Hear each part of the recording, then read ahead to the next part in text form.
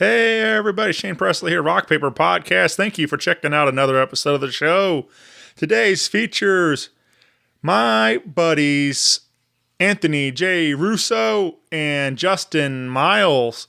I had a great time hanging out with these two fellas, talking about their upcoming show Thursday night at Blue Strawberry and some of their long friendship, and we get into some brand new music that Anthony's working on, and we do some live jamming. A little bit of everything in this episode. I hope you would dig it. I do want to remind you that Rock Paper Podcast is brought to you by Roughneck Beard Company, an American Rambler located right here in St. Louis, Missouri, over in the Maplewood area. Swing by the shop and visit them for all your all-natural beard oils, balms, junk powder, or one of my personal favorites, their Roughneck Beard Batter. Roughneck Beard Batter is the ultimate beard and skin moisturizer. It's a blend of 8 nutrient-rich soft oils whipped directly into unrefined shea butter for a moisturizing kick like no other. The highest amount of triglycerides and fatty acids available on the beard care market, hands down. World-renowned, but made right here in St. Louis. Shop 24/7 at roughneckbeardcompany.com and use my code RPP15 for an exclusive 15% off your purchase. Even if you don't have a beard, they've got you taken care of. American Rambler has all sorts of wonderful grooming products for all your needs. So check it all out, everything at roughneckbeardcompany.com, and tell them Shane sent you. Also, big thanks to Heil Sound for their continued support and helping make this show sound great. Shop heilsound.com today and get yourself a brand new microphone. Recording this intro on my PR40, and I love this microphone, so grab yourself one of these. With that out of the way, sit back, relax, and enjoy this brand new episode with Anthony J Russo and Justin Myles. Podcast is kind of like it's like a radio show that's not on the radio. It's on the internet. Does that make sense? Uh-huh. Yeah. That's also like my mom. It makes it sound more confusing, doesn't it? It sounds like this. Hi, I'm Justin Myles. I'm Anthony J Russo. And you're listening to the Rock Paper Podcast. Man. Rock Paper Podcast. That's the one. Yeah. There it is. Rock Paper Podcast. Scissors beat paper, paper covers rock. Rock beats scissors, Shane covers non-stop. Never know what new kind of guest that he's got coming at you. Live and direct on the spot. Could be rock, folk, country, or hip-hop, jazz. All kind of folks that he has. Could be an artist or a comedian to make you laugh on the Rock Paper Podcast. double-decker fudge round, rolling round town. Shane coming at you live and direct from ground zero. He's your hero, he's your bestie. Rock Paper Podcast with Shane Presley.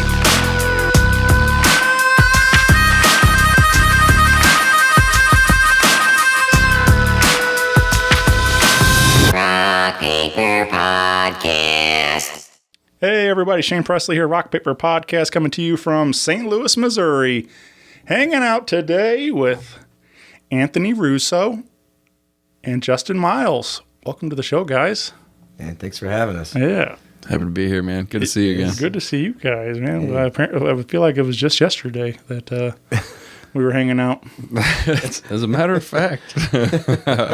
That was a fun night, man. I caught up with you guys, stopped in for a little dinner and a show, and caught you playing a couple hours live over there at Snibos. Yeah, Snibos. Yeah, so that was a fun little evening. Just, good crowd out there, everybody having a good time, and so that was fun. But that was my introduction to Justin, and so it was cool to get to meet you officially and get to hear some of your playing and stuff. So Cheers, man. Thanks. yeah, for sure. And you guys pronounce it Snibos. I called it Sneebos for a while. I don't know. I think it's a 50-50 split on that one. Yeah. I don't know. So great to be here at Sneebos. What? No. Wait. You're like, and AJ's like, Snibos. Oh, sorry. Yeah, I don't know. That's my first time in there, so I took a chance, and hopefully I got it. Yeah, it's off the main drag. Not a lot of people know about it. People ask, where are you playing on a certain night? I'm like, oh yeah, Snibos Cave Springs. And they're like, they don't really know about it. There's an indoor sports complex across the road from that kind of, I think, fuels a lot of their business. Adult sports leagues. Sure. Oh yeah. buckets of beer kind of people. All right.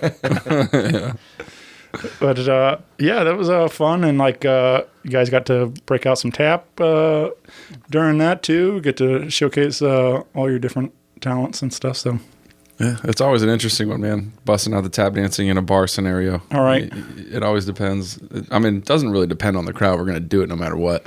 But sometimes you get folks that, I mean, last night we had probably a group of like 30 guys within the first couple of tables. Like some car dealership had a company party last night, and they sat down. We started playing at 7, and at like 6:50. They sat down to eat right in front of us, and I was like, "Well, here we go, guys. Strap in." And we start tap dancing. You kind of get the look over the shoulder, like, "What in the hell is happening here?" Yeah, literally, like I could, if I wanted to, I could lean from the microphone and probably tap the guy on the shoulder. They were so close, it was right there. Just About to get you this. Here it comes. Yeah, that's so.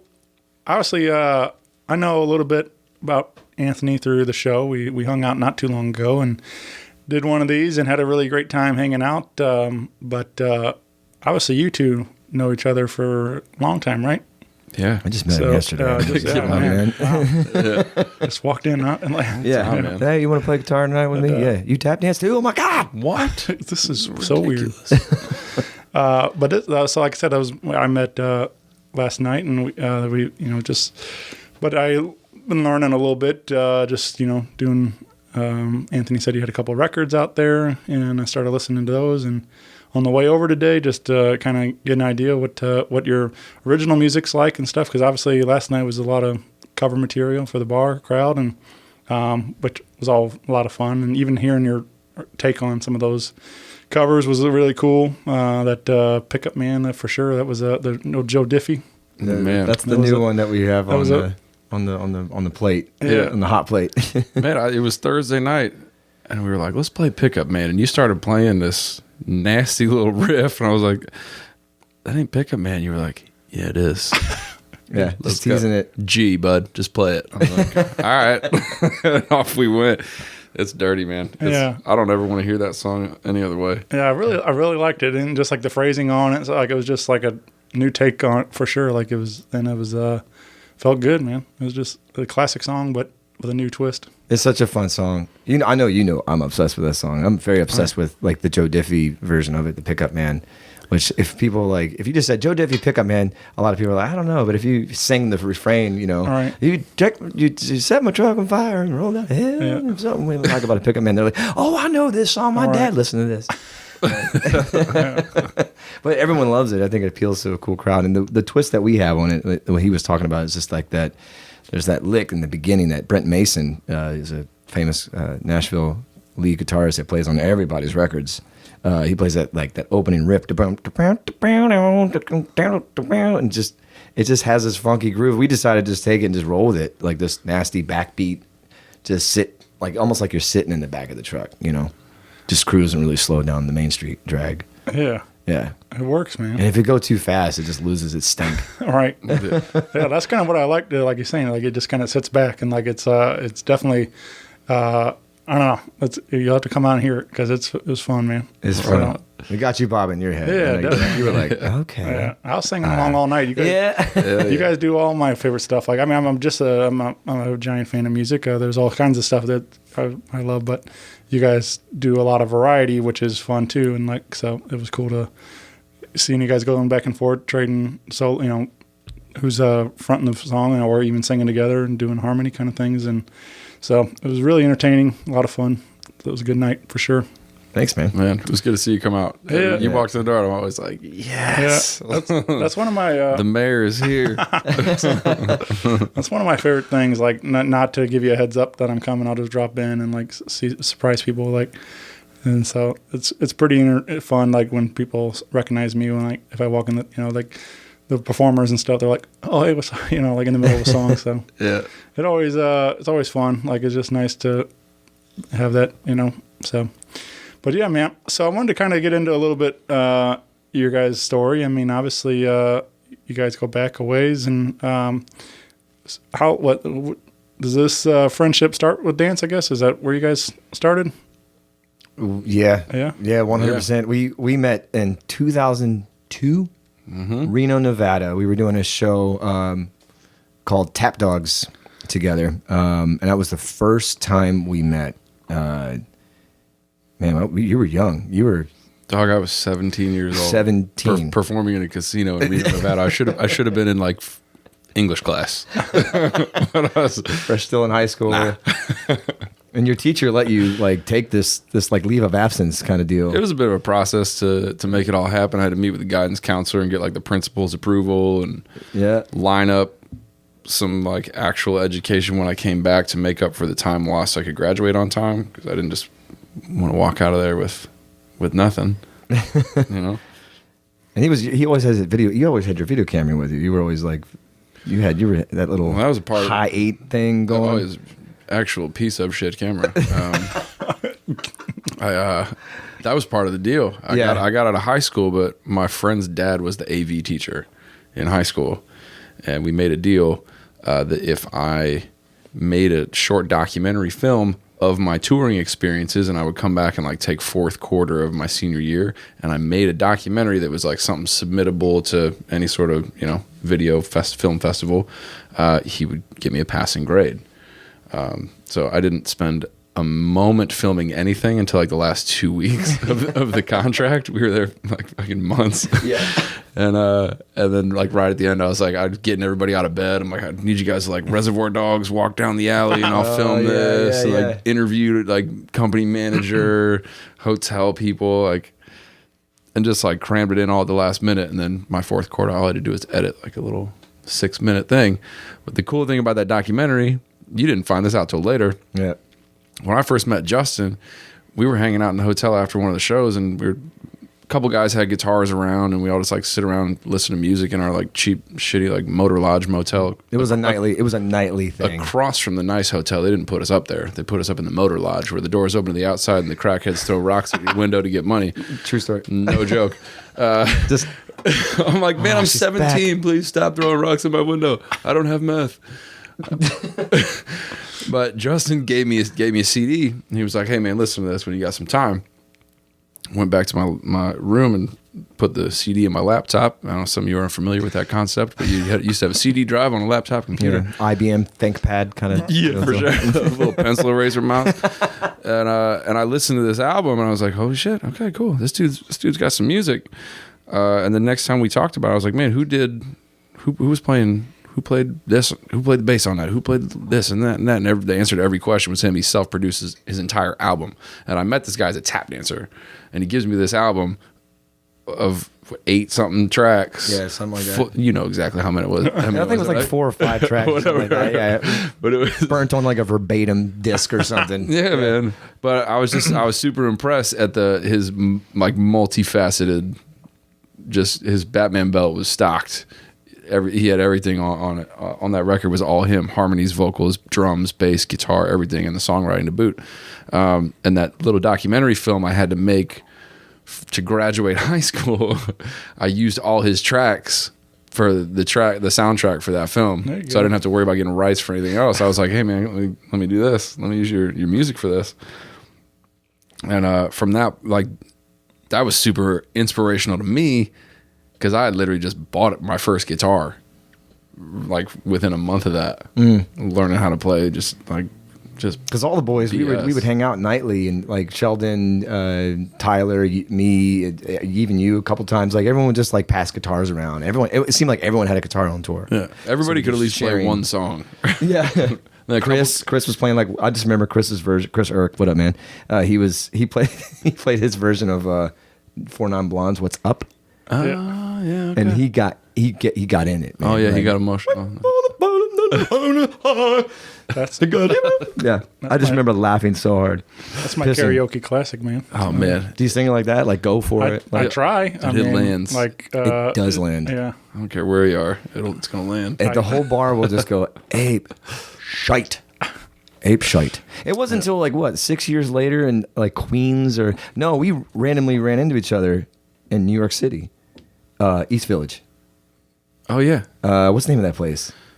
I know. I don't know. It's called Lily Coogan's. That's the first That's the first time I had enough confidence to take a guitar to an open mic and in New York City to boot. Super intimidating. I'd been going to that for a few weeks.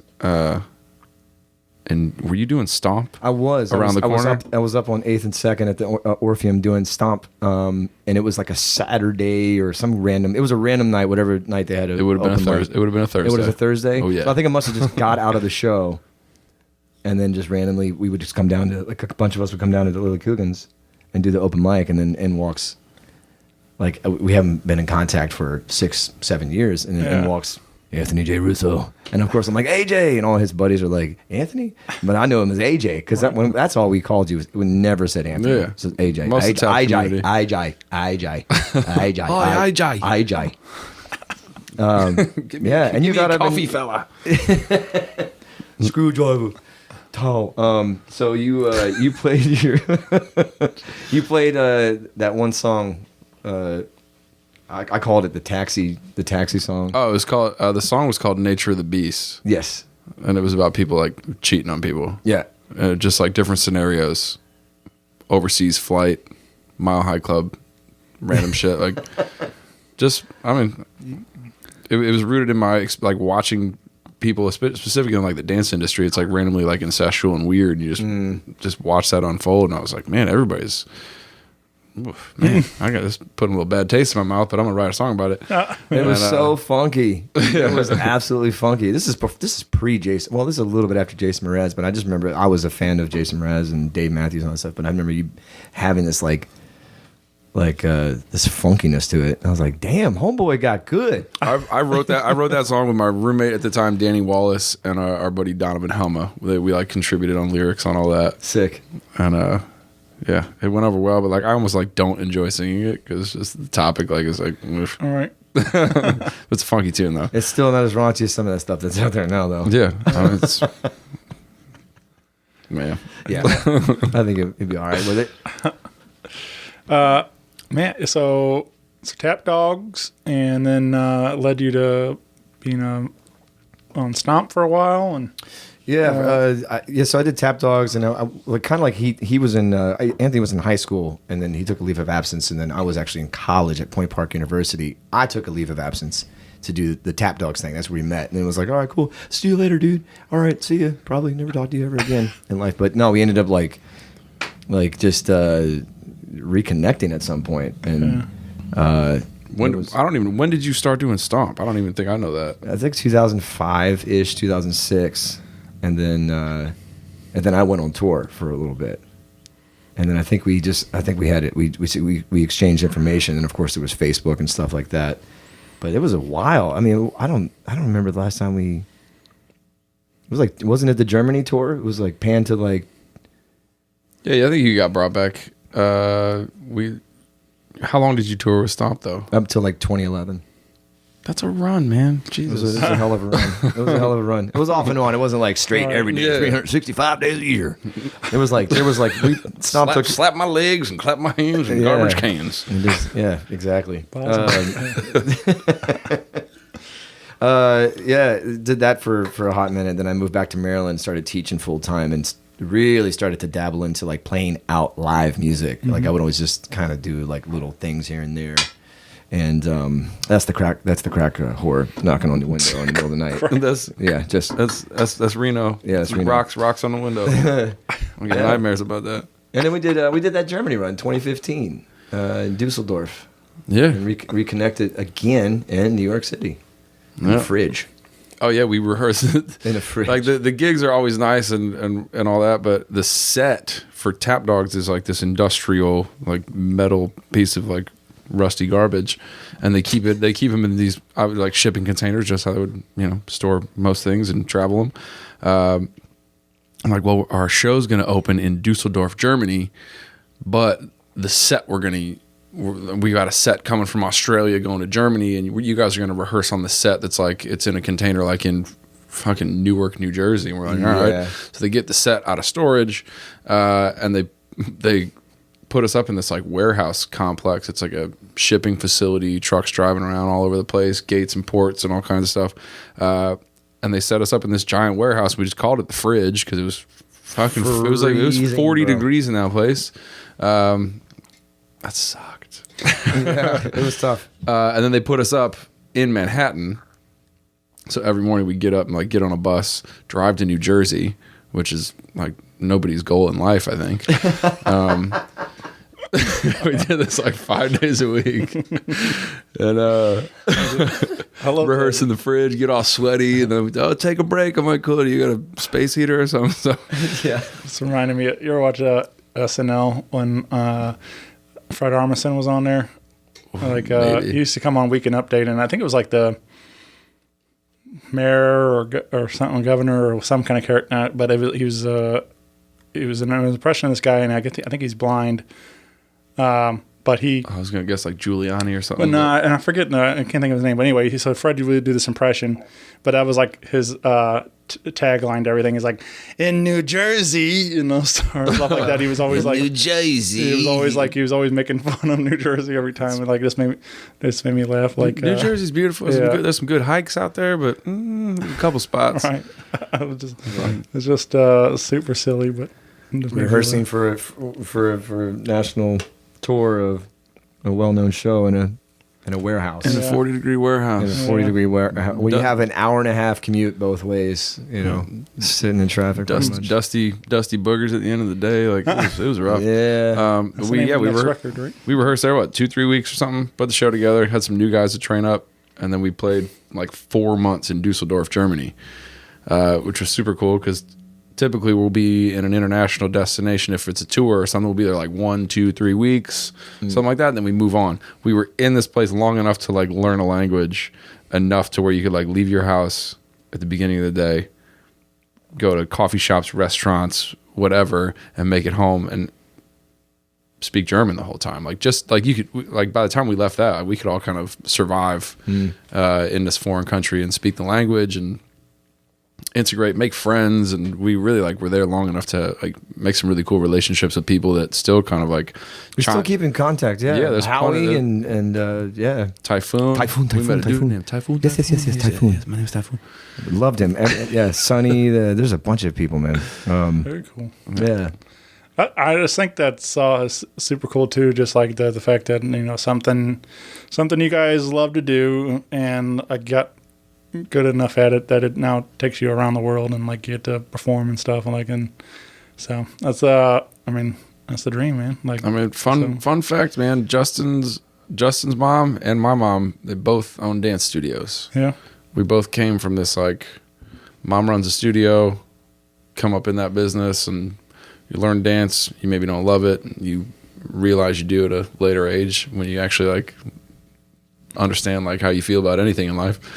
But yeah, the parallels on like the things we do together artistically and like our history and where we come from and what we are like into musically and creatively, man, we're like right. Sprinkle that like nonsense humor on top of it, kind of peppered out throughout the whole day. It's just yeah, you can call it that. Yeah. Nonsense. Nonsense. This is $3.09. I don't know how you do that so quick. He has like one word and flip it just like that. Yeah. Oh, days. Well, that's what I mean. Like It's obnoxious being in this brain. It's perfect. It's fucking terrible. that's but that's what I mean. It works so well. Like I said, this complete package on the show at the stage. It's like you're getting some of the dance, you're getting some of the songs, and you guys sound great playing together. And then you get like the banter in between songs and setting up some tracks and whatever. You're like, just quick-witted and stuff. It's like a half comedy, half live performance and stuff. So Right on. it's just it's very entertaining, like I said. So it's come out to see some of these shows while Justin's here in town. Watch these guys. But we do have a big one we want to talk about, which would be April 1st at the Blue Strawberry in the Central West End. You guys will be doing 2 sets? You said. Yeah. Yeah. And 2 like roughly hour-long sets. So like obviously people have maybe seen you guys doing more of a bar show, but this would be more of the like a theater type of production, right? Yeah, it's more of a listening space as well, which, I mean, the bar shows, we can do that all day. We can shout Joe Diffie from the rooftops and be like, drink beers, let's get it. Like, we'll do that all night long. And these 4-hour sets, we don't really carve these playlists out. We don't write a set list for like a pub gig. You walk in the room, you kind of look who's hanging out, you see who's there. Read the room. Like, all right, 100%. Play 5 songs and be like, hey, by the way, we take requests, and people come up, and we kind of let the room steer the show. And that way people stick around a little bit longer. We build some relationships with people and their requests. Right. And they're like, oh, there's the guy with the shitty request over there. Don't even look. Don't make eye contact with him. He's the worst. Like you get to like build these like weird little connections with people over the course of 3-4 hours. Yeah.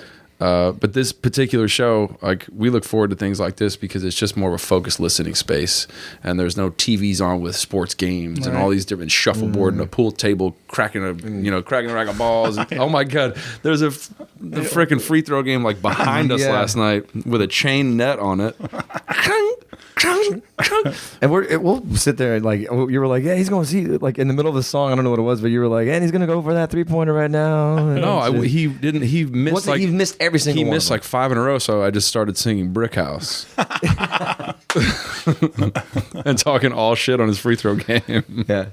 We were just like both of us turned towards him. All we had to do was turn 10 degrees, and there Yeah, it he was just here. right He was there. basically Decided to just like take the girlfriend and wife, whoever it was, and just be like, let's go play some free throws in the middle of this song. But yeah, the blue strawberry gig, man. It's You guys weren't doing anything, were you? Like, you mind if I get a couple shots? Let me warm up here, right? win some tickets and go get a teddy bear. Yeah. But no, man, this blue strawberry is more of a listening space, and the difference between the pub gig and what we're going to do down there, it's just more of a focused room. So it allows us to like, we're not going to sit here and tell like stories of details of different like tour destinations, and like we've been all over the place in some really like interesting scenarios for as far as entertainment goes. Right. We were on a Tap Dogs tour. We went to Saudi Arabia.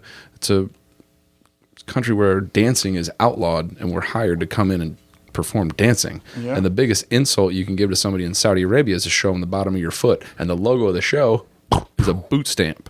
So they had to modify the logo, and like we'll tell stories of our tours and travels and all this.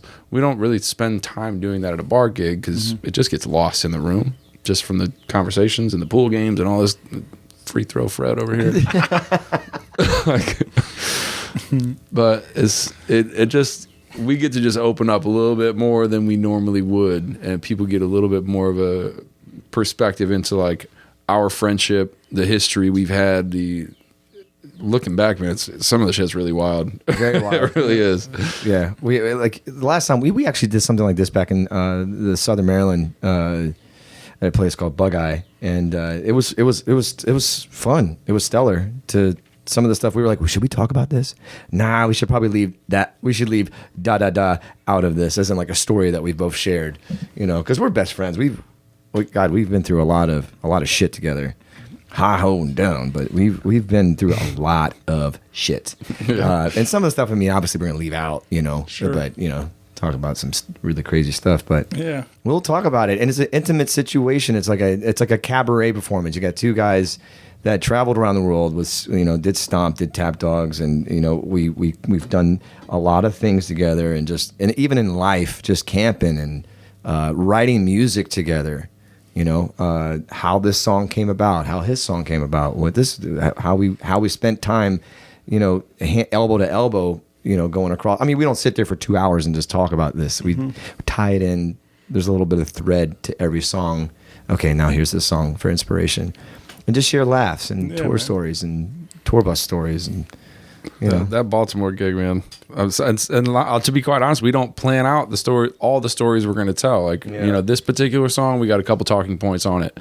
But like what you saw last night, it just unfolds based on the environment and the journey in that room, in that time. That's the beauty of live performance, though, too, is like, it's just like that fact that it can be change at any moment, inspired by anything, whatever. It's like, there is a lot of, like a theater, a proper play in a theater, exactly where you're going to get, the people are very well rehearsed, and even probably your Tap Dog shows and everything else. Like, but that's the fun of live music, especially like, it's like there's the element of improv into it also, and so and we perform our original tunes. We perform the compositions that he's written, and some of the stuff that I've written over the many years, and just dabble a little bit of like a backstory to it, and kind of like a storytellers unplugged kind of situation, almost.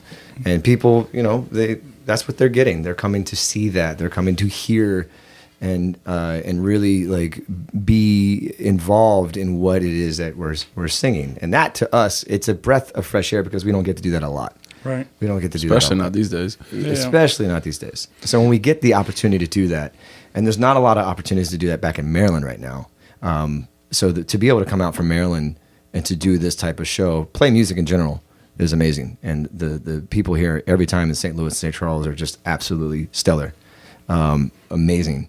And It's this little pocket of freedom here in the Midwest. There's a little pocket of freedom out here. It feels good, man. This is kind of like a spring break for me too, as well. So it just feels good to be out here and play music with my best friend. But then we get to actually rock the Blue Strawberry show. Sure. And just hit him in the heart, hit him in the head, hit him everywhere you can with some goodness, man. Yeah, man. Kick him in the shins. Kick him in the shins. I like with this G chord. I like that you said spring break, because it's actually nice, like spring weather we're having for now. Like the spring, like typically most of our, like I work for the school, and our spring breaks are like, it's always snowing. It's like you're getting the tail end of winter. Yeah, go have a spring. Go enjoy your spring break, and then like it's like snowing everywhere, and it's like, oh, this is not spring. Like what So, but we're actually rename this situation. Yeah, it's like hitting 70s this week and stuff, so it feels good out there, man. But man, I've noticed just the last we got that little glimmer of like good weather about a week and a half ago, and some of like the restaurants that have patios. I feel like people are like, they're not willing to miss out on what they missed out on last year. Yeah, there's this little like, you're not taking it from me again. You know what I'm saying? 4th of July, like I'm barbecuing. Yeah, man. But there's little glimmers of live music performance in these little venues, and a lot of them are more pub style places or outdoor patios, restaurants, and things like that. To find an actual listening room space that's opening themselves up to do this. Right. Blue Strawberry used to bring in acts from all around the country. They weren't really always celebrating local acts, but now they're working with what they got, and now they're focusing their sites locally, and they're starting to promote like the incredible stuff that is right here in our backyard, which is absolutely, which is fantastic to see. It creates a great opportunity for us that we haven't had in a while to really like be in a room and connect with people how we've known how to do. Like, man, between the two of us, shit, man. I started Tap Dogs when I was 17. Just turned 37. That's 20 years. God damn it. But like, I'm kidding when I'm like reluctant to talk about that. But yeah, we both got like 18, 20 years. Over 20 years and of that. Well, you for sure got over 20 years. I hate you. I was like, don't say it. Don't say it. He said it. Damn it. But man, like you do it for so long and then it goes away for a year. Right. And you're like, well, shit, who am I? what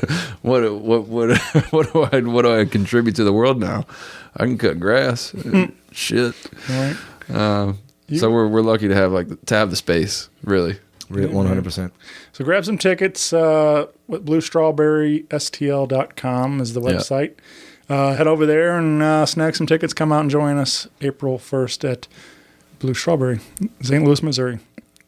But since I met Justin, I started following you online, and I thought, speaking of dance and stuff earlier too, I saw you shared a clip of you on World of Dance, and I was like, that's pretty neat, national television. And then, but I was like, man, that would be quite tricky to stay focused with Jennifer Lopez sitting just feet away. She's right there. Yeah. She's a beautiful woman. Girl, would you like another husband? Yeah. Would you like another hug? That was an experience, man. Yeah, we did that with the Jam Project back in 2018. It was a brutal experience as far as like being on set for like 18 hours. But to be able to bring tap dance to a national like TV level, like and just to kind of shine some light on it, just a little bit. It was like kind of our. It was nice to be like our contribution to that community to be able to give. Okay, now this is our little stamp on it, you know. Yeah. And we made it past the cut, and we got onto the second round. You know, a lot of tap dance wasn't able to do that at that time. Now I think it's a little different because it was 3 years ago. But yeah, it was really cool. It was a very humbling experience to come home to Maryland. Both AJ and I were actually, Anthony, AJ. Both Anthony and I were living in Las Vegas at the time. It's just Russo, man. Russo. Oh, now I know who he is. We were both living in Las Vegas at the time, and shortly before it aired, we filmed it back in January and February, and then it aired like in July, August timeframe, just in time for us to go out on tour with Tap Dogs again back in 2018. But it was really fun. I spent about 2 or 3 weeks back in Maryland just as it aired. And it was like the first time that I felt so much love and support. Not that it was not there before, but it was just really humbling to come home and everybody was just like, hey man, World of Dance. And not like they weren't hyping it up and blowing your spot up, but it was just like friends. You've met a lot of the friends back in Southern Maryland too. Just like Tap House and like Toots, a lot of musicians, Last Drop, and a lot of musicians like over that way, and the Tavern, and all types of sorts of places. And everyone was just really like, it was really cool. And I actually got a couple screenshots from speaking of like pubs with all the TV screens and everything of just everyone focused, and every TV screen, like maybe 4 or 5 or 10, had the performance on it, and you see the screenshots of it, and it was just really humbling to see that. Yeah, it was like probably the one time that I could be like, yeah, that was that time. Right. That was that little nugget of fame that kind of just gave you a little uppercut into the world of the entertainment world. You know, sure. It was really cool. I went through kind of a similar thing with a friend of mine who's gone on to a lot of success, but Tommy Johnigan, he's a comedian here in St. Louis, and when he was first making his national TV thing, where he was auditioned for Last Comic Standing, and I used to see him at the Funny Bone all the time and watching him practice there, run through a set and stuff, just getting ready for the TV taping and things, and then he'd go fly out there and do the recording, and it was just like. It was just super cool to see your buddy on TV, and then and then now his career's taking off and doing other things. But it's just it's really a neat moment when the success story, the small town kid kind of made it. And does it. So it's like just feels. But like you're saying, you had all these other things, but it's weird how people find that one moment now he's on TV, so now he's really good kind of thing. It's like even though you've been doing this professionally for so many years and things, and but it still feels good that the people recognize and notice and stuff. So it was cool, man. Yeah. It is really nice when someone gets that that little limelight. Yeah, I mean even me not to make it all about me, but I locally, I've been doing the show for 7 years, and I just got a little feature in the St. Louis Post-Dispatch. So I saw that. Yeah, so it was that was awesome. It was nice to get a little, hey, you're doing something. So I felt good to kind of a little pat on the back. So you should getting recognized. So. People take note. Yeah. Yes. Mm-hmm. But we've been talking a lot of dance, but you guys, like I said, we did do some live jamming, and you guys do play some great music too. So this was fun little acoustic session down here in the basement in the Speakeasy. This was awesome. Yeah. This is the first time I've been here for I don't know. Been coming going for 6 years here since you've been here, since we've rekindled and stuff like that with the friendship. But rekindled. Did we have a fight? Yeah, I think we did break up for a while. Yeah, I don't know why I use those words, but we did. We broke up between. Don't you remember that? We rekindled. We were on a break. We recrossed paths. I found Tinder and I was like, Justin, fuck off. Kept swiping left. How does he keep showing up on this, man? It's the first time playing music down here. It was really cool. Yeah. And I've seen it before. This little spot was born of the pandemic. I mean, I put a bar down here just because, just like any guy, I want a bar in my basement. And then sure enough, when all the bars closed down, I was like, well, if I'm going to go live, I'm not just going to do it on my couch. So I set everything up down here, put some lights down, and started doing these live streams, typically on the Sunday that I would play at Crawdaddy's. I did the same time, same day, just from down here. And man, I still hear like today, like, man, those speakeasy shows you did back during like the shutdown and all that. Like, man, the whole family be on the couch watching you play. Like, we put you up on the TV. I'm like, what? Yeah. Really? Like, all right, I gotta watch my mouth. Kids hanging out. Got little Johnny watching. Yeah. Yeah, this place is dope. Yeah. Well, I mentioned Justin has a couple of records available digitally wherever you're getting your music at. But we did do a live take on your song "College." Yes, that appears on your last record. It's an old song. It's an oldie but goodie. Yeah. It's on, like Anthony said, it's on his 2002 high school documentary about being on tour with Tap Dogs. Only the finest quality. Yeah. And I actually redid that back in 2015. Just did like a little like another album called Catching Thoughts. That was shortly before we went on tour. And yeah, today just felt like kind of like dusting that one off a little bit and just giving it a little hee-ho. And I like that tune a lot. It always comes around a little bit. Nice, and I know you're a fan of that song. He's like, something about that drop D, man. Just get it smoke. Sounds like smoky. It's good, dog. Appreciate that. So it was nice to like just dust that one off and give it a little rail.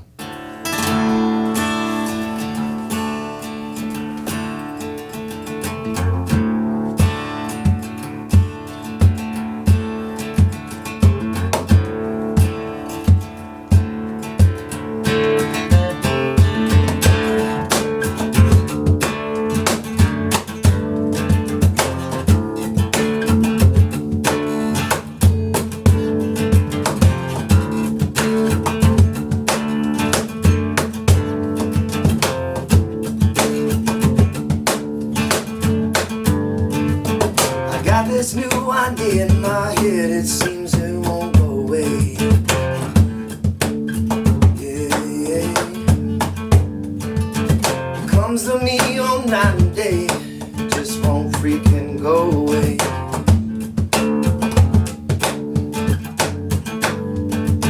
Slipping through my dreams, I don't believe I can believe it. Don't believe it.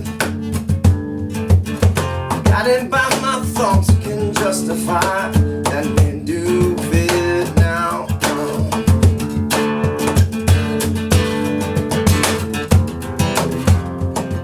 It seems so complicated. My memory has faded.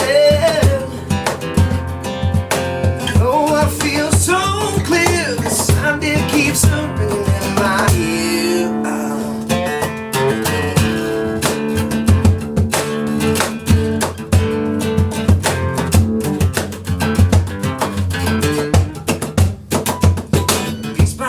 I'm drawing near, love's coming out, can't hide this fear.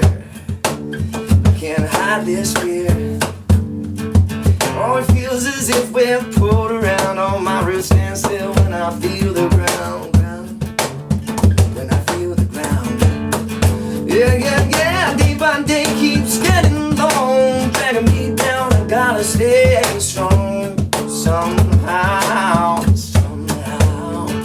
Like a stepping stone, I'm shattered upon. Still feel fine and I wrote this song, yeah. I wrote this song. Seems so complicated. My memory has faded. And though I feel so clear, this idea keeps ringing in my ear.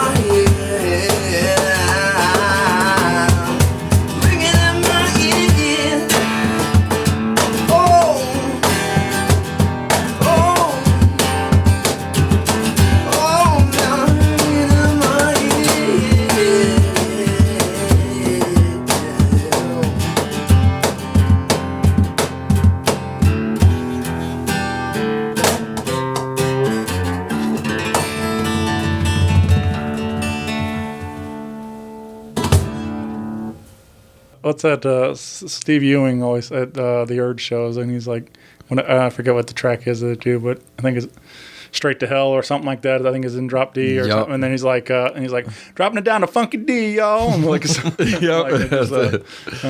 anyway, it just makes me laugh that he always calls it out like that they're changing it. So a little commercial break from Steve. Right. Yeah. But yeah, this was super cool, and we got some video we recorded, so you'll be check that out if you. Are you listening on Spotify when you were listening to the stuff, or yeah, Spotify? That's the go-to. Yeah, I followed you on there, so yeah, you can do that too if you're listening and want to follow along. But yeah, I was checking it out on Spotify on the drive over. Give me some road tunes. Sweet, man. It was fun. And thank you for listening to that. Yeah, absolutely, man. Yeah, it was cool to hear, obviously hearing last night you guys doing some 90s alternative stuff to country to a little bit of everything in there mixed up, and Nelly to Miley Cyrus and everything else. Frank Sinatra. Oh, Jesus.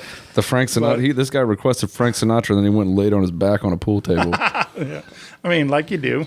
Yeah, when you're listening to Fly Me to the Moon, that's what you do. Right. Yeah. But so I didn't really know what your originals might sound like. So that's what was kind of fun to press play and see what it's going to come out. So it was a lot of there was on that record you mentioned. There is a lot of influences coming through. I could hear some stuff that I don't know. One was kind of more heavier rock kind of feel to it. I think track 2 or something 3 and what early. Yeah. But it felt like probably College. Probably that's the full orchestrated right. version of it with electric guitars and stuff. Yeah. And then there was other stuff that were a little more funky vibe, kind of like that Jason Mraz, like you mentioned. Sure. And stuff. I'll take that. I thought my brain went to G Love and Special Sauce. Oh, dude! Let me give you a little high five. I was like, pew, pew. Yeah, I've actually gotten that before, and I've actually, it's so funny. I never all my college buddies are like, this sounds like G Love and Special Sauce, and even you've mentioned it. You're like, sounds like G Love and Special Sauce. This is a long time ago, and then finally, this recently, I started really listening to some G Love and Special Sauce. It just pops up randomly on some Spotify radio, and I'm like, I kind of hear it. Yeah. Do you cover G Love and Special Sauce? No, but I want to. Man, what's wrong with you? Baby's got salt. What's wrong with you? Cold beverages. Yeah. Let's get it, man. Yeah. He's so funky, so nasty. Yeah. But that's what I said. That's where my brain went with that for sure. But it was just cool to hear.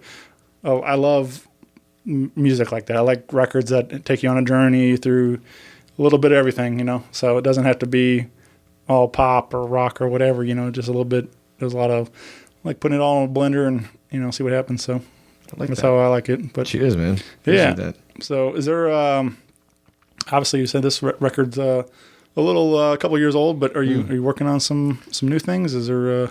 There's a couple things in the pipeline. I have a shit ton of voice memos with just some stuff that I've been messing around with since a few years ago.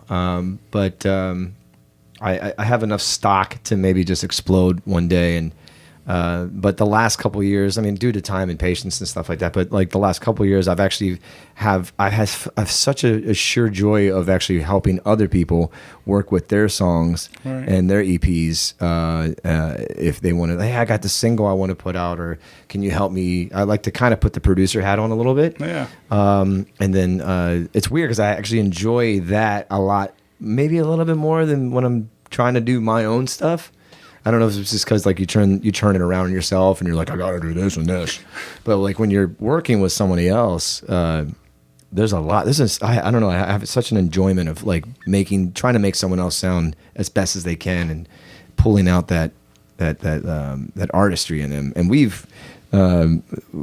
and Anthony worked on your EP back in we started in 2017 into 2018, and that's when Coming Home gave birth. Yeah. That came out end of 2018. You had a project at the time. We needed to lay a dance studio floor, and you were like, help me out, lay this dance studio floor, and I'll help you record your EP. And I was like, deal, brother. Give me some tools and let's go. And I don't know what he was thinking of it. He probably, some people probably think, oh, they're just going to set up a couple mics and just play along to a click track, which we kind of started with that. But the more we dove in to the actual producing side of it, and we just kept chipping away and going into the point where, Anthony was like, man, I see what's happening here. And then like you got like a Nashville musician to play on that, and then that would be Mark, friend of mine, Mark. God, what's his name? God. Nah, Oh no, Johnny on the spot. Johnny on the spot. Mark, who are you? I'll get it. I know plenty of Marks. Yeah, he's up in Hendersonville, Tennessee. Mark Dreyer. There it is. I was like, I knew there was a her. Yeah, he's got everything in that basement. Green screen, TV studio, you name it. He's got it. Red cameras or he had like a Hammond B, maybe a B2, but Telly Strat, like 12 string. Get Joe. It's all there, and he can pick it up and play the shit out of it. Yeah. Yeah. You said something last night when I saw you about when I think it was that going into Pickup Man that you talked about that lick, and you said something about that getting that guy that did that on a recording or something. Is that that's for real? March no joke. March 30th. Brent Mason, who played the lick on Pickup Man. He's on Alan Jackson Records. He's just a boss studio musician. He plays out. You can see footage of him on stage on YouTube and all kinds of things. He's out there, but this dude is on records like you don't so deep you don't even know. Yeah. And Justin sent me this link. He was like, "Hey man, why don't you just reach out to this guy and see what's up?" Because pandemic shut everybody down, and you got a lot of killers sitting at home with a home studio set up and all their weapons just ready to fire, ready, locked and loaded. And so sure enough, I was like, well, what's the worst that could happen? I emailed this guy, and he's like, sounds great, man. He's like, I like that track you sent me. It's here's my rate for a track, and send it in this format and this and that. Here's my availability. We locked down a time. We've got 2 tracks that we've sent to him. Something to Believe In, which I played on your last podcast. Yeah, man. Yeah, I love that tune. It's such a good tune. And then Page's Turn, which is the one we just played here on this one today. Another killer. No, and I kind of like, no, he's asking for direction. How do you want this? How do you want that? I'm like, man, take your ear, put it on this track, do what you do, because that's why you're you, because you're you. You're not going to be you if I'm like, well, can you do this like this? No, I'm going to shut my mouth and let the professionals just take it and do what they do. Yeah. I'm a big fan of that. Right. But yeah, Justin was like, hey, check this dude out. And sure enough, here we are. In just a couple of days, Brent Mason's going to sit down at his home studio and lay some guitar on a couple songs I wrote. Hell yeah, man. I'm pretty stoked about that. That's the fun of the internet, man, for sure. Like the fact that you can do that kind of stuff, like, and just, I think of speaking of, during pandemic and everything, they brought back Supermarket Sweep on Netflix. They put a bunch of the old episodes up. No way. Yeah. I'm going to watch that. My friend Danny Wallace is on one. So I started watching them. I'm like, it's just goofy and fun. And I was like, man, it got to be fun to talk to David Ruprecht about that. And I think I made a Facebook post, and somebody's like tagged him on his personal Facebook page. And then he's like, yeah, I'll do it. Shoot me an email. And so I emailed him, and we set up a date. 2 days later, I'm sitting on the mics talking to David Ruprecht on Zoom. And and I'm like, this is the craziest, just weird that you put something out there to the universe, and the universe responds and says, here you go. And yeah. So, we did like maybe 15, 20 minutes together, but just talking, and we kind of covered some of the other stuff. But what I found was interesting, because this show's based in St. Louis, but so my opening angle to it was that he was born in St. Louis. He spent some time here as a child and stuff. He doesn't really have like a lot of strong memories of growing up here, but like because he was really young. But I thought that was cool that he has a connection to St. Louis, Missouri. So, cool. Yeah. Anyway, it's just neat to talk to the guy for a couple minutes. But anyway, it's just so I'm glad that he answered the call and is going to be playing on the record, man. So hopefully we'll get these. Sounds like I'm talking shit when I talk about it, but it's actually happening. It's for real. Yeah, I mean, a lot of like people might hear like, oh, okay, that's really cool. They're going to get that Nashville guy. But it's like he's a stellar musician, man. I mean, if any, like you said, any Alan Jackson song, any that Joe Diffie Pickup Man. I mean, I'm sure I'm leaving like 10 artists off, but even the stuff that's on the radio now. like he's played on. Right. And it's certainly going to take the caliber of what we do producing together. I don't play guitar like that guy. I don't know anybody plays guitar. I don't know anybody that plays guitar like it. He's a ripper, man. Well, what do you want to? Let's talk about that Pages Turn song we did. Like I said, we did a live stripped down version here in the Speakeasy, but this is my first time hearing, man. It sounded really good. Right on, thanks, man. Yeah. It's really at the core of it. It's a song about my dad, and back in like 2014, I just moved back to St. Louis in 2013 from 10 years in New York and touring, and moved back here in 2013, and then 2014, my dad just suddenly died of a heart attack riding his bicycle to work. Just poof. And It's tough, man. yeah. So I always knew like I was gonna write a song, but I didn't want it to be like that deep sort of somber kind of tone to it. I wanted it to have like more of like an appreciation of like the lessons and the time, and you know an upward look towards it. Yeah, I like. And over Christmas, man, I got fucking COVID. December 23rd, I played like 5 shows in 5 different bars. No question how that happened. And sure enough, lost my taste and smell. We had a gig lined up at the Yellowstone Club in Montana, and we had to call it off because motherfucking COVID.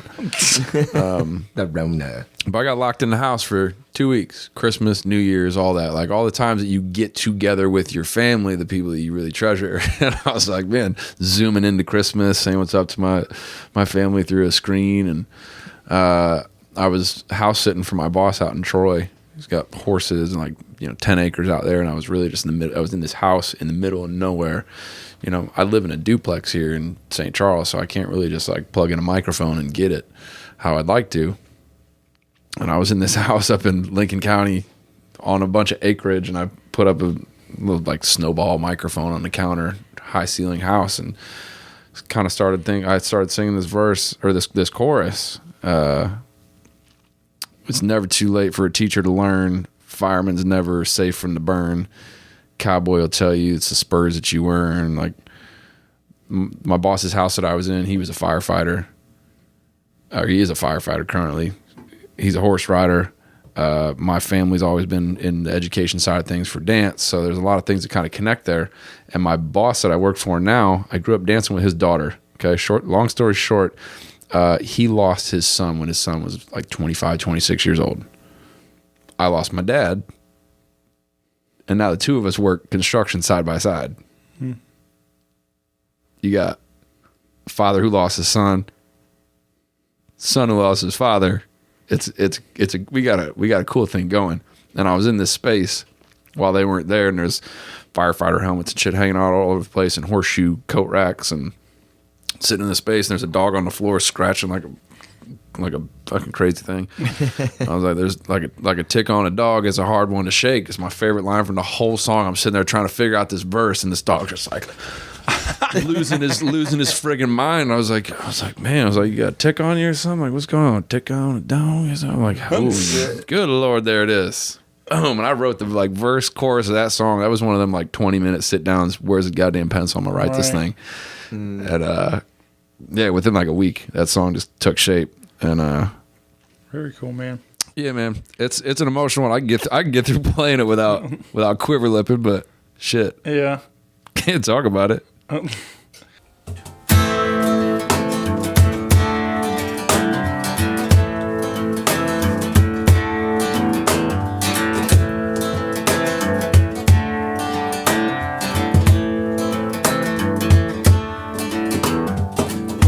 my daddy was a hard-working man. His motto, plan to work the plan. Day in, day out, he surrendered a dream to build a better life for my brother and me. All that he left me is a room full of tools, a little bit rusty, a little used. Lord, I got questions more than a few. Why'd you have to go so soon? I made some good love like a tick on a dog is a hard one to shake. I'm running out of fingers on these hard-working hands to keep counting lessons I don't understand. Well, it's never too late for a teacher to learn, and a fireman's never safe from the burn. A cowboy will tell you it's the spurs that you earn. All I know is you're gone, the pages turn.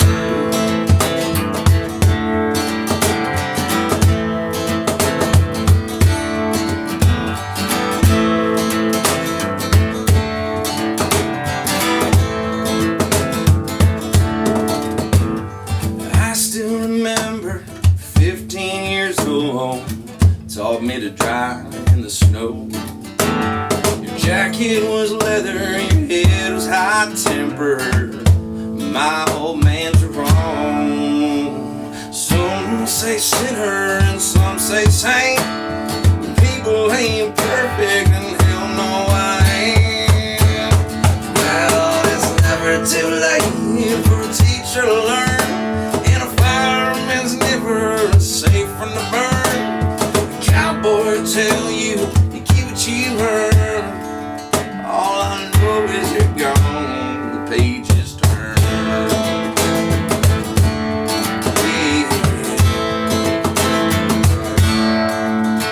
I made some good loves, but I made more mistakes. Like a tick on a dog, it's a hard one to shake. Running out of fingers on these hard-working hands to keep counting lessons I don't understand. Well, it's never too late for a teacher to learn, and a fireman's never safe from the burn. A cowboy will tell you keep what you earn. All I know is you're gone. Lord, I hate that you're gone. The pages turn.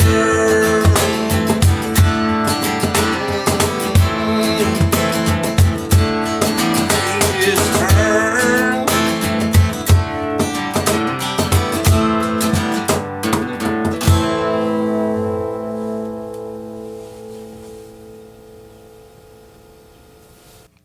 Especially dealing. I mean, I talk about it a lot on this show, but about my mom and losing her, especially rather quickly.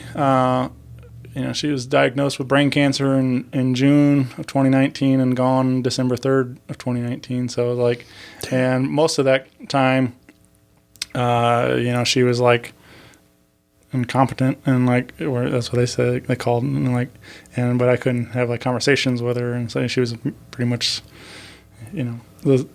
she wouldn't speak for most of that. So it was really tough. Like, and especially like, I don't really talk about the other part about it, but before everything happened, like our last conversation wasn't exactly like the best one. So it was like, so it stinks that like, went out. Like that's the last, like one of the last memories I have is where it wasn't the best one. So, so it's tough, man. But, and there's days where I can sit and talk about it and it's fine. And then there's other times where it comes up and it just hits me, man. I'm like, and it's like, and so grief is definitely a funny thing like that. You never know when it's going to hit you in the right time and stuff. But yeah, I hope it doesn't hit me on stage. Yeah. But I mean, that's it's real, man. This is a real thing. Like, so it's like, sometimes I've been a part of these like singer-songwriter things obviously a lot, and like people share some dark stories and about dealing with some serious shit, and they sometimes they get it the best of them, and it's like, and it's it makes you even more of a fan, and that these people have real emotions. It's not just all Hollywood and thing. So so when you realize like it might be kind of a fun song to dance and sing along to, but there's some heart to it also. Yeah.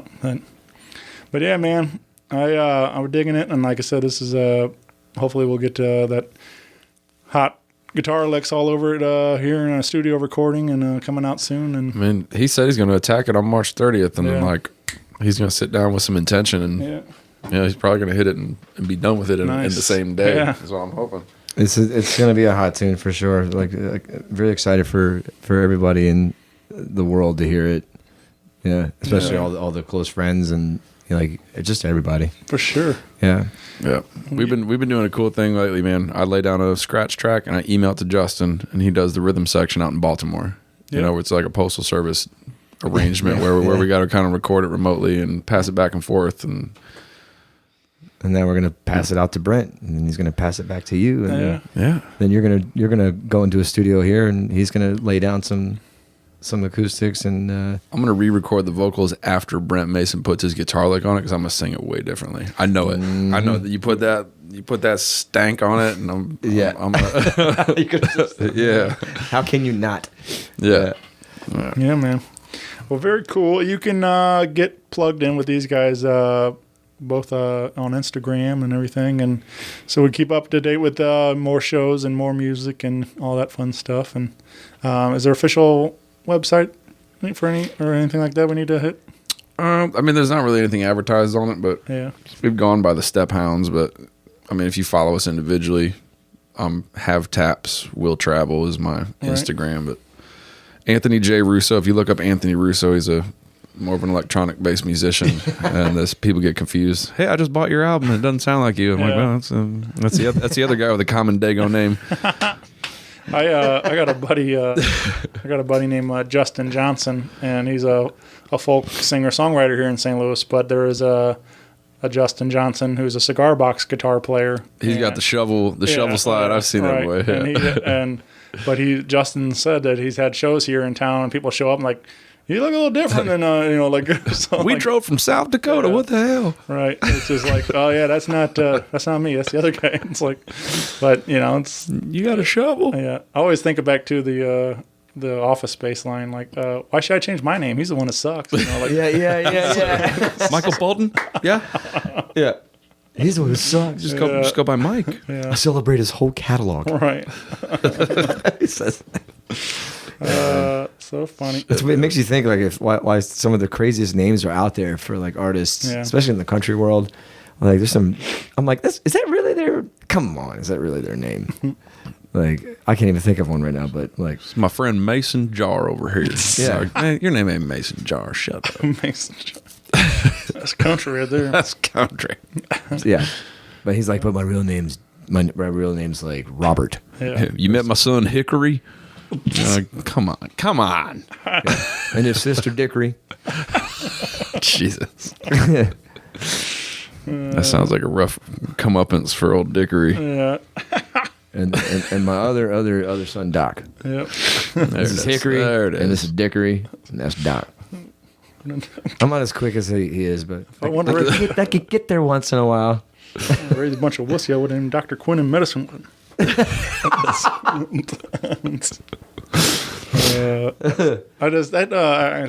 it's sad, super sad. But I just recently watched that clip because the kid plays Walker in the Talladega Nights.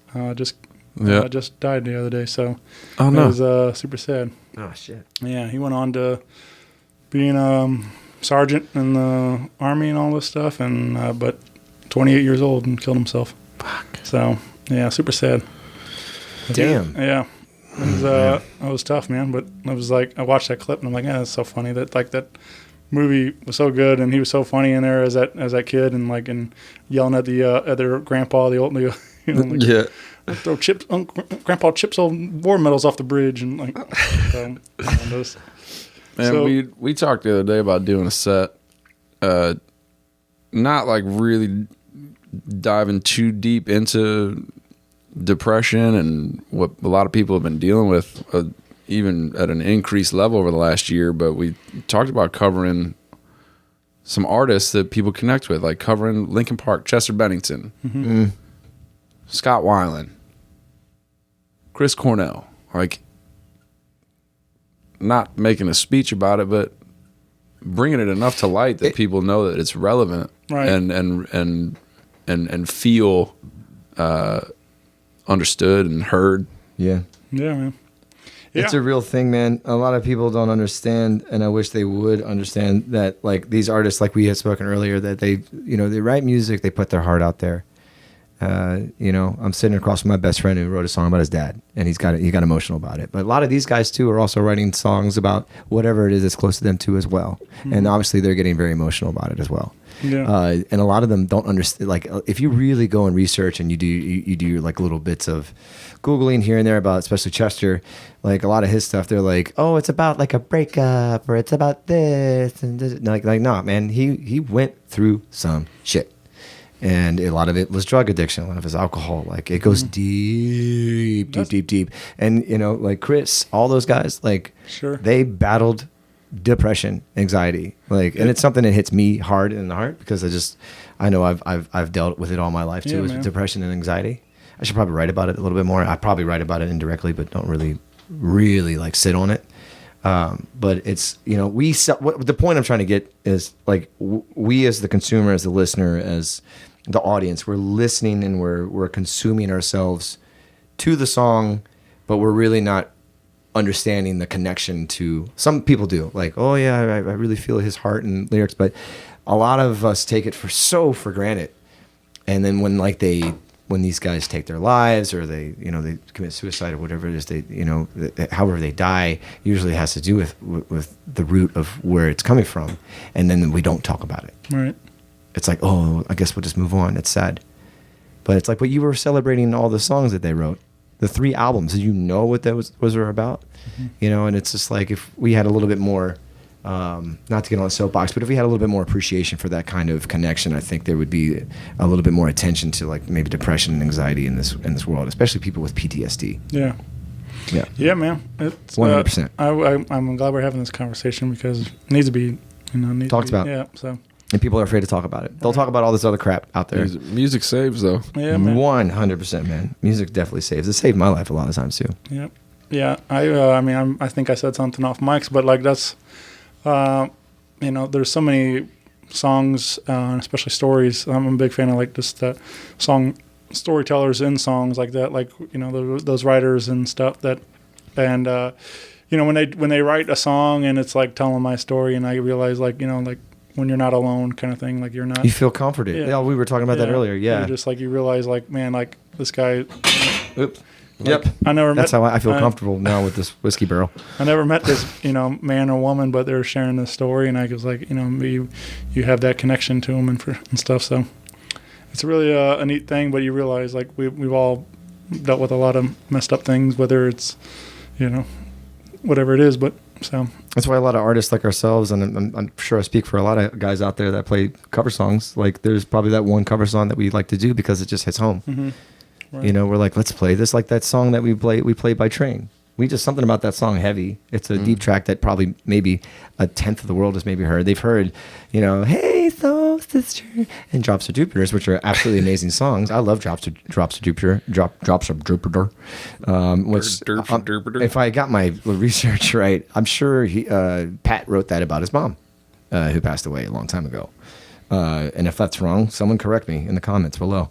But at the same time, like, we cover, like, Heavy by Train because it hits us hard. We love the words, what it has to do. It's just got its drop D. It just hits home. Mm-hmm. And then, there's some John Mayer tunes that I'll cover because it's like, I was going through a bad breakup or something, and just like, it just hit home at that point. And it is comforting. Like you said, music saves. Mm-hmm. Some people just listen to music and they take it for granted, but they don't really dive into it. Right. Yeah.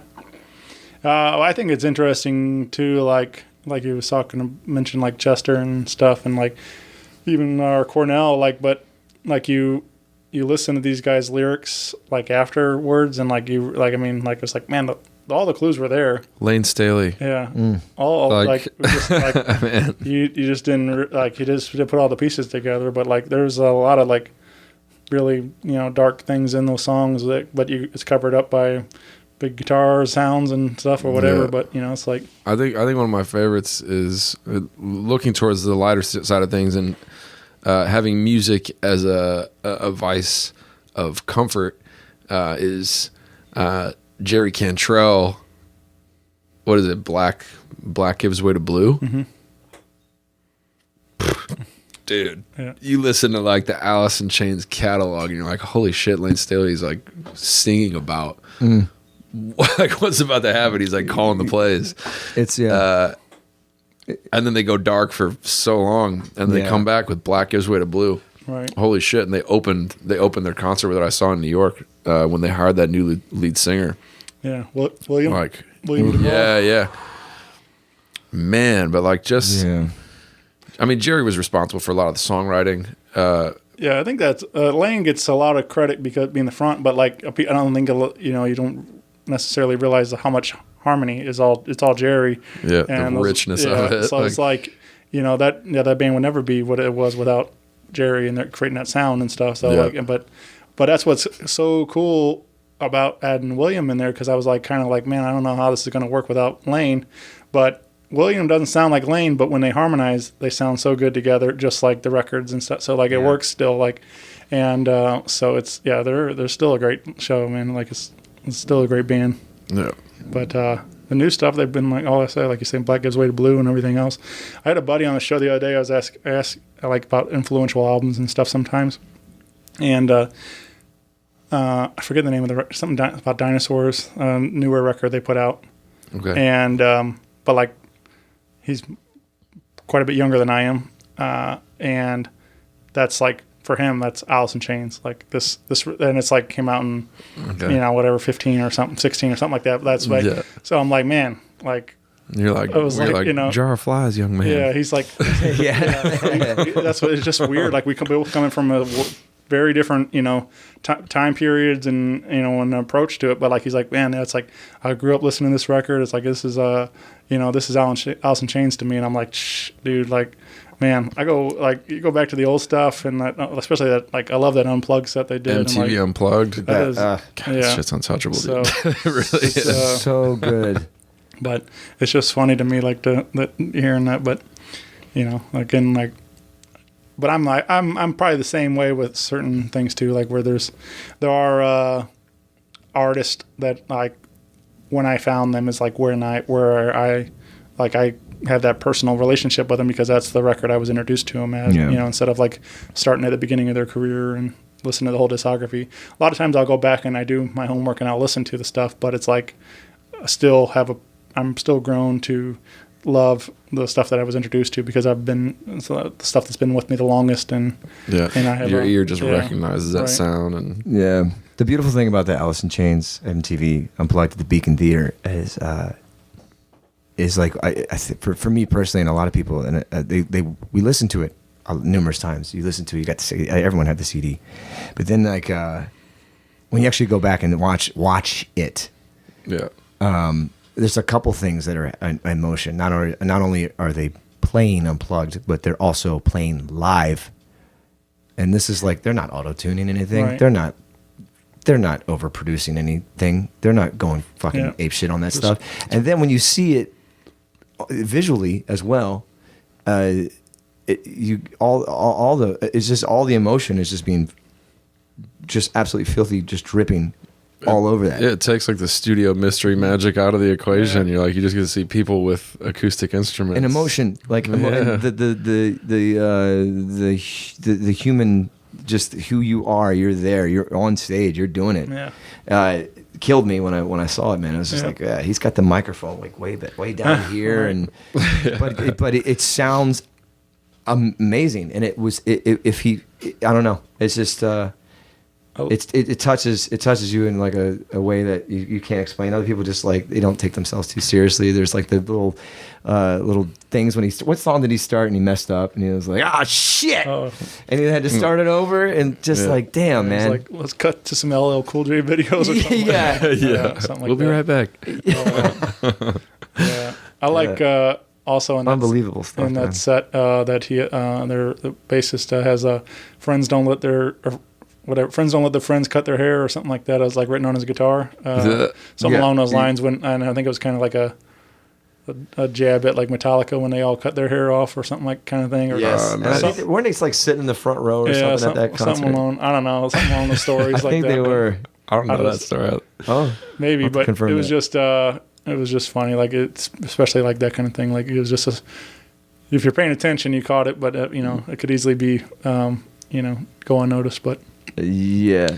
Anyway, it was I don't know, man, it was great stuff. If you haven't checked that out, definitely go do that. Oh, it's so good. I've got the DVD upstairs. Yeah. We'll have to revisit it. Yes, That one. you do.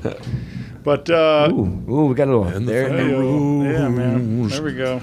And the thunder Right on time too. Yeah. Yeah, look at that. I gotta roll some windows up here in a second. But again, come on out April 1st, St. Louis, Missouri, Blue Strawberry in the Central West End, and see these guys. It's going to be really a lot of fun. And like I said, you're going to get some songs, you're going to get some tap, you're going to get some storytelling, dancing. And we're live streaming it jokes. too. Did we Yeah. say that? There's a live stream. Yeah. $15 if you're not ready to get out of the house and get into a room with other people yet. There's a live stream. Yep. $15, and It'll they've got be like available. state of the art equipment. They don't have to use like a third party. They live stream it. They do the whole thing themselves. Yeah. We're not doing it off an iPhone or which I'm not knocking, but this is like he said. No, it's multi-angle audio feeds and everything. It's top notch. They Nice. really are doing some cool stuff down there. Yeah.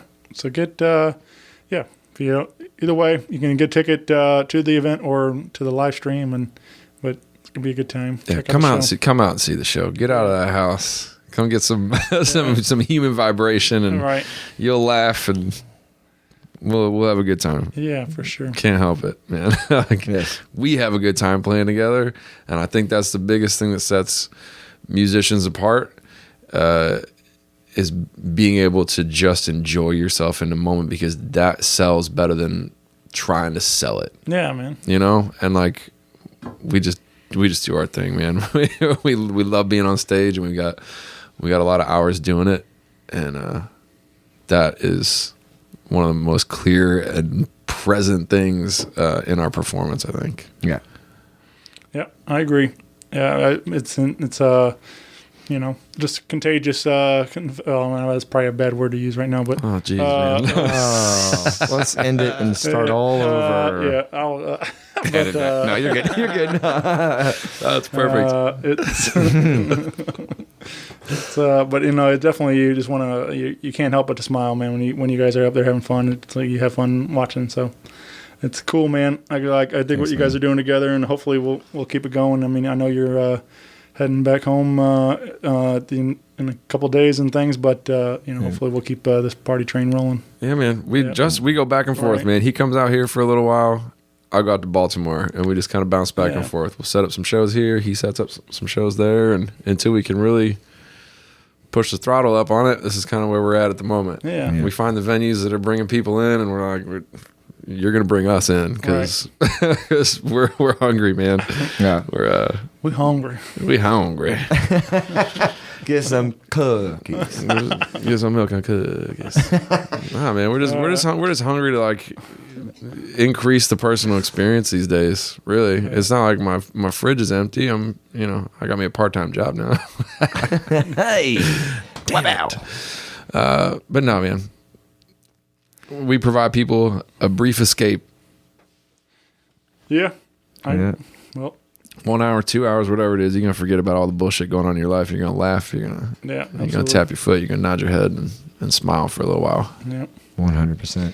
I'm looking forward to it. Yeah, man. Well, thank you guys. It's been a ton of fun tonight. I'm really glad we did this. This is awesome. So We love you, man. Thanks for coming out, thanks, dude. man. love you Appreciate guys. Yep. All right. Bye, everybody. See ya. Later. Rock Paper Podcast. Rock Paper Podcast. Rock Paper Podcast. Rock Paper Podcast. Well, yeah, that was it.